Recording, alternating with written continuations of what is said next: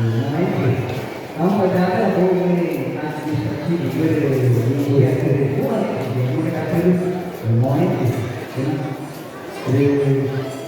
cái này là chuyện anh cái phải suy cho rồi phải không có mình là cái gì nếu mà nói cái phải có cái này thì cái này đi lên cái này nó thì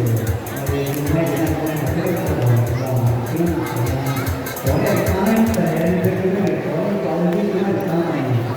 thì có cái lớn thì cái này là có cái không cái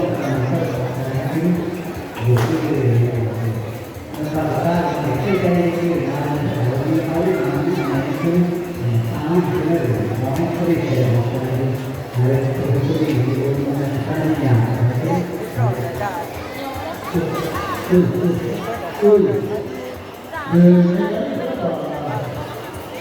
và yêu nó sẽ không cái